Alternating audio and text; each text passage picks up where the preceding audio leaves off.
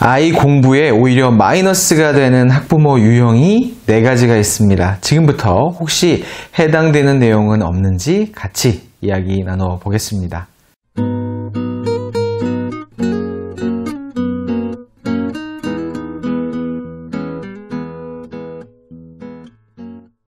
안녕하세요. 대한민국 학부모를 위한 실천적인 교육 전문 채널 교집합 스튜디오의 권태영 소장입니다. 자, 우선 첫 번째 유형, 라떼형입니다. 바뀐 교육제도와 입시제도를 모르고 예전 방식으로 아이 공부를 시키려는 학부모 유형이죠. 문제집을 사줘도 객관식이나 단답형 위주, 즉 단순 문제풀이 위주로만 사주고 학원의 선택의 안목도 이 수준에 머물러 있습니다. 그런데 지금도 그렇지만 앞으로는 더더욱 서논수령의 시대입니다. 중고등학교 내신은 서논수령 문제가 킬러 문항이고 수행평가에서의 쓰기는 가장 중요한 역량이죠.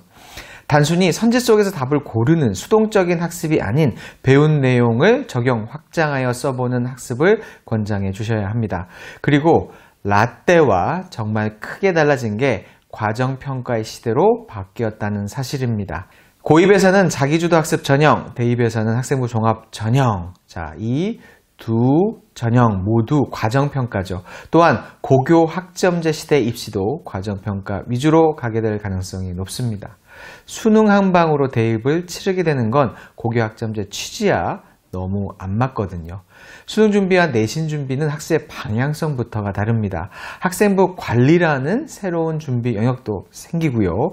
아직 고등학생 학부모가 아니시더라도 초, 중등 때부터 바뀐 입시제도와 평가제도에 관심을 꾸준히 가져주셔야 합니다. 그래야 우리 아이가 고등학생이 되는 과정에서의 시행착오와 준비 미흡을 예방할 수 있습니다. 학습의 방향성과 관련하여 입시 지식이라는 이 입시 지식이 필요한 때는 오히려 초, 중등 때라는 사실 잊지 마시기 바랍니다. 두 번째 유형은 바로 엇박자형입니다.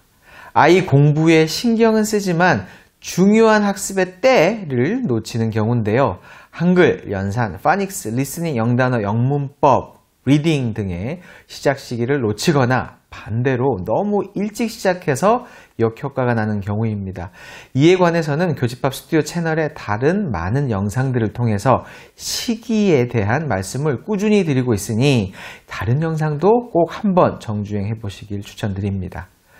세 번째는 비교 강박형입니다.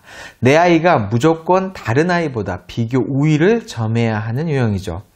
아이보다 학부모 중심의 학습 계획이 세워진다는 것이 큰 문제입니다. 아이 수준에 맞지 않는 교재와 학원, 지나치게 빠른 진도와 많은 과제 등이 아이를 혹사시키게 되죠. 이런 환경에서는 소수의 강인한 아이만 살아남습니다.